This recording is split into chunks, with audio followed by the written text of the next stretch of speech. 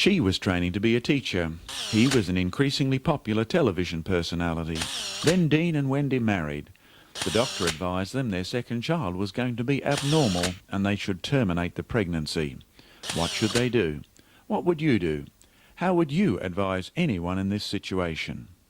I was on medication and I fell pregnant, and the doctors had told me that the medication that I was on could cause an abnormality for the baby. So they had arranged for me to have an ultrasound but also to have an abortion before they even knew what was wrong with the baby.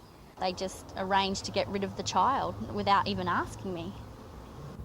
From large cities like this to the smallest country towns across the world, abortion is presented as an issue of choice. But whose choice? The mothers, the fathers, the babies? I'm John Mackay. Join me on a journey from the enjoyable beginnings of life to what can be the terminal choice.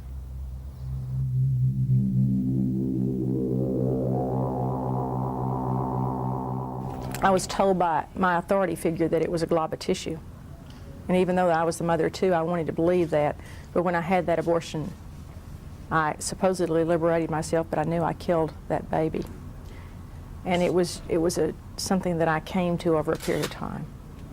I was an ardent supporter of the women's liberation movement, the feminist movement in the 1960s and 1970s, and I believed then in abortion on demand. It seemed to me the most obvious thing that it was the woman's right to choose. And indeed, as a young woman, I had an abortion myself and thought very little of it at the time.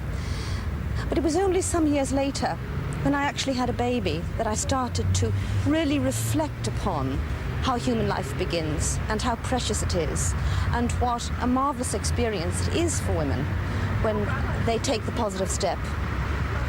And I've now really changed my mind very much on abortion.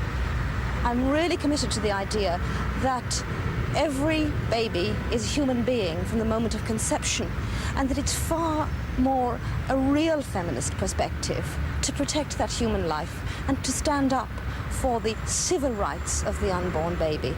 And I think it will make women much more strong, much more self-confident if they do defend human life in this way and not get railroaded into this easy abortionism, which is so often materialistic and to which they're so often urged, I'm afraid, by men.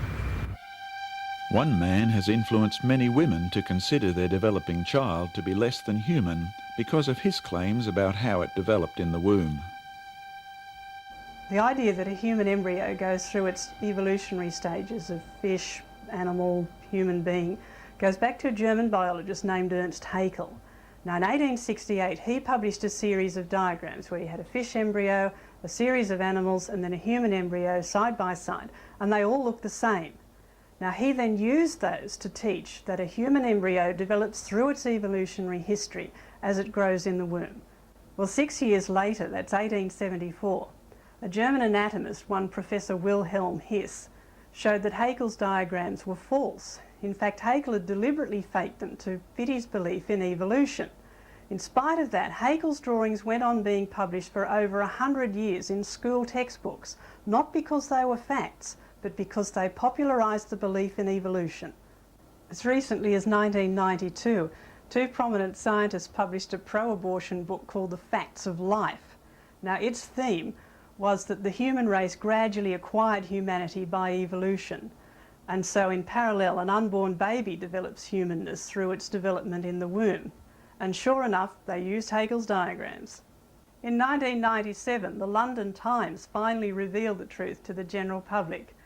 They printed Haeckel's diagrams and pictures of real embryos next to one another, and their headline says it all: Haeckel was a liar.